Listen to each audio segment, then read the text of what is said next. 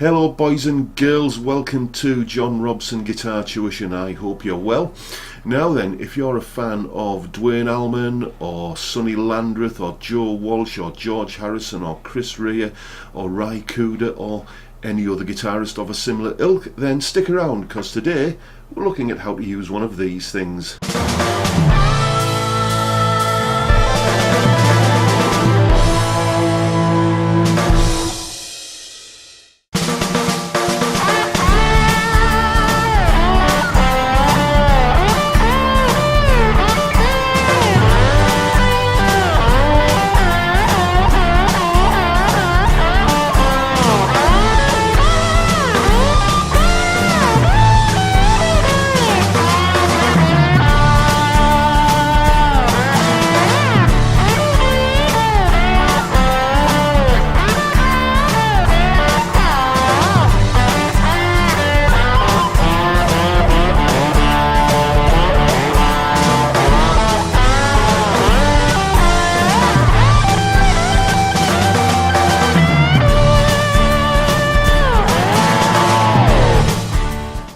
Now then, let's get straight down to business. What we're going to be doing today is basically an introduction to slide guitar playing in standard guitar tuning.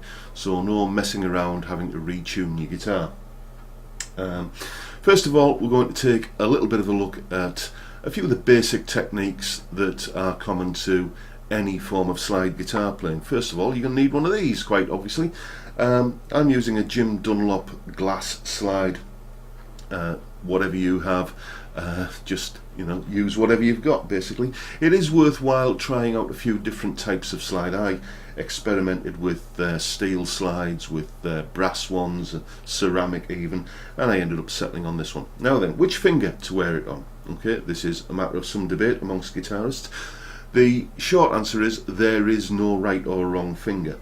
The only wrong finger to put it on would be your first finger, and you're going to see why that is the case very soon. Some people, little finger. Me, it's my third finger. Joe Walsh, for example, tends to wear it on his second finger. The reason why you don't want it on your first finger is because when you move the slide along the strings, it creates a vibration. It's a little bit like bowing a violin string, and that will produce a note, obviously, and the note between the slide and the bridge is the note that we want, but it will also create a note between the slide and the nut, and that will be kind of a sympathetic vibration in the strings, which will produce quite a dissonant, harsh overtone to the sound, and we don't want that. So in order to counter that, what you do is keep one or two fingers just resting on the strings behind the slide as kind of a mute, really. You often see guitarists, especially the kind of more shreddy kind of players, with like a hairband or something on the strings there to act as a mute when they're doing all the tippity tappity stuff on the neck. Well, this kind of is the same principle, really. You just want to kind of keep a finger or two on behind the slide just to keep things sounding nice and clean. And just so you can see that in a little bit more detail, here is a picture. Right, so now you can see how to mute the strings behind the slide. It's time to have a little bit of a look at where you actually place the slide on the neck to get the note that you want to hear. And here's a bit of a close-up video showing how to achieve the right pitch for every note that you play.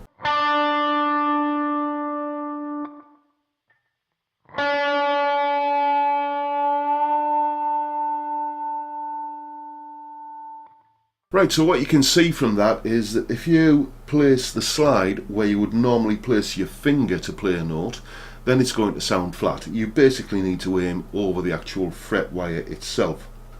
And truth be told, you don't do this visually when you're playing, you just listen for the note. You're now in the same kind of territory as a violinist, basically. You just listen for when the note sounds in tune, and it's in tune.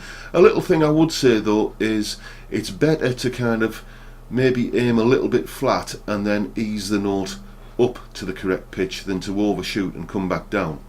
It will sound just, if you kind of go flat and then up to pitch, it sounds like you're just crawling up to the note, and it gives it kind of a sleazy, bluesy quality. Whereas if you overshoot the note and come back down, it's a dead giveaway that you've just missed the target, basically. Right, now what we're going to do is take a look at some of the shapes and patterns that we can use to build slide guitar licks. And a good place to start really is this straight line major chord here. Basically we've got on a standard tuned guitar, which is what this is, we've got a G chord that exists on the 4th, 3rd and 2nd strings. If you tune your guitar to open G, those three strings stay exactly as they are. It's only the 6th, 5th and 1st strings that change.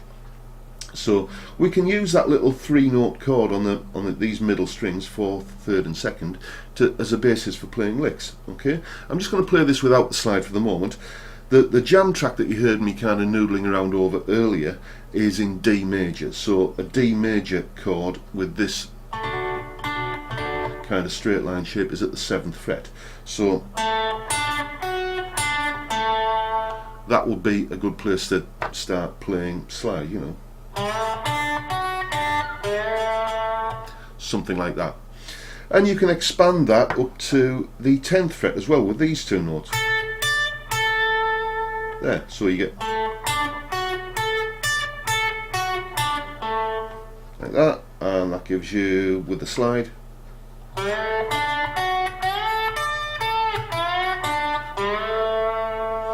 that kind of thing.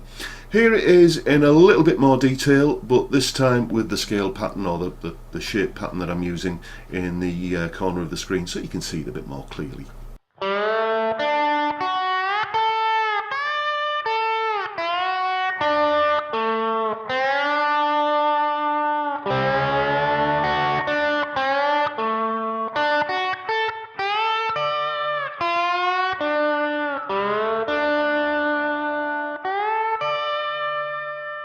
Right, so that's a handy little D major shape that you can use to play over a D major chord, and you can transpose that into any other chord, any other major chord anyway. You can also use that as the basis for adding in more notes to expand what you're doing when other chords arrive. But before we look at adding more notes, it's worthwhile taking a little bit of time to talk about muting. Muting with your right hand. Basically, there are two techniques I use for this, and the reason why you need to know this is because if you're playing 3 notes in a straight line like this, all well and good. It doesn't matter if this 4th string still sounds when you move on to the 3rd string.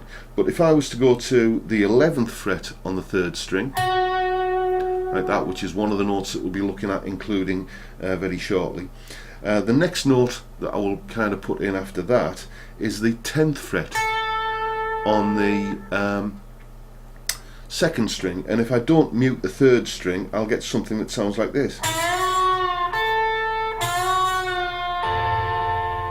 Yeah, that's not very nice, is it? So what you need to be able to do is to mute the 1st string that you play as you play the 2nd string. Two techniques for doing this as you're moving down in this direction from the 5th to the 4th to the 3rd, basically going that way across the strings. You'll be using your thumb to do it, and when you're coming the opposite way, you'll be using the tip of your 2nd finger to do it. Here's a couple of close-ups that show that in greater detail.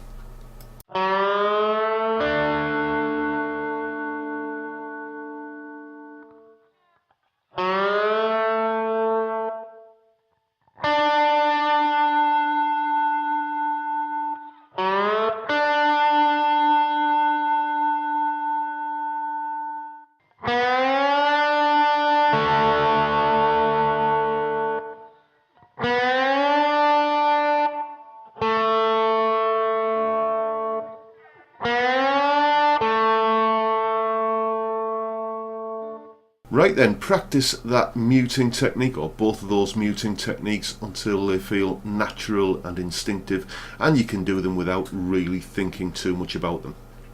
And once that's the case, you can begin adding in some new notes to that D major thing that we looked at earlier. Now, slide guitar, I guess, is most commonly associated with blues, and the type of chord that you tend to find yourself playing over in blues quite a bit is the dominant 7th chord, or a 7th chord. So coming up now is how to add in a C note to your D chord to make it sound like a D, well, not to make it sound like a D7, to make it into a D7th. And here's how you do that.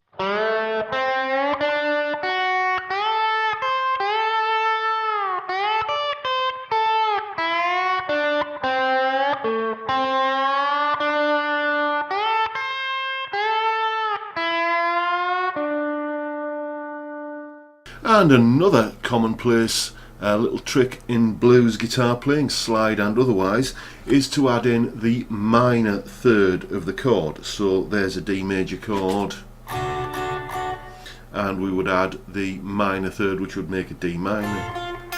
That's an F note, and you know,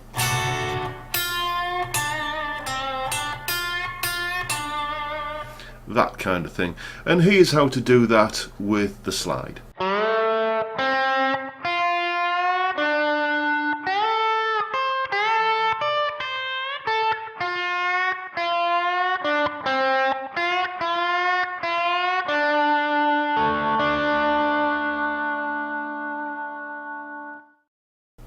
Next up, we can take all of those things, the D major chord, then turning it into a D7, and then adding the minor third kind of blues note, and move it to a different position on the neck.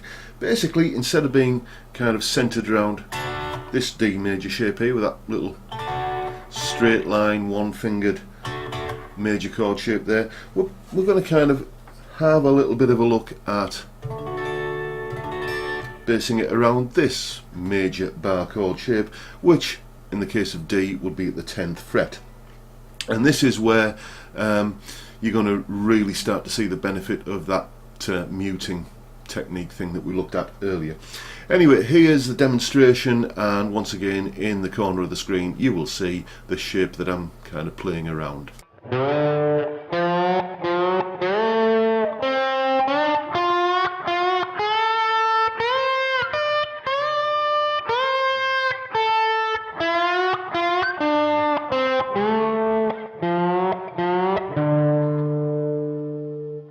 Now then, the next thing you need to do is transpose all of these ideas that we've looked at in terms of D major to a G chord and an A chord, because the jam track that you're going to be playing over is based around those three chords. Here it is.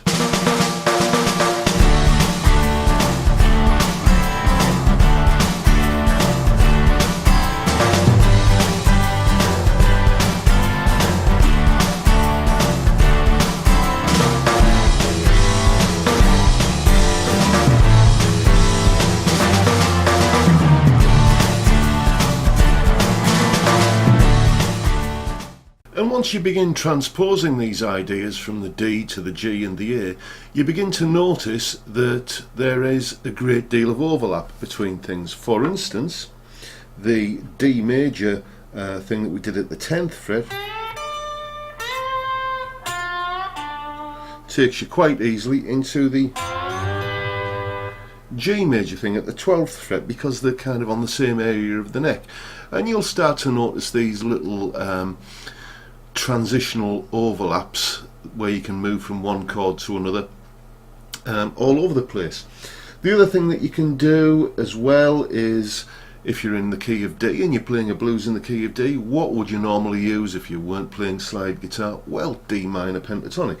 And there's a couple of places in the solo that I did earlier, and which you're going to see again very shortly, where I did kind of just a D minor pentatonic thing coming along the D string. So that'd be the open string, 3rd fret, 5th, 7th and 10th. So you'd get maybe, I don't know,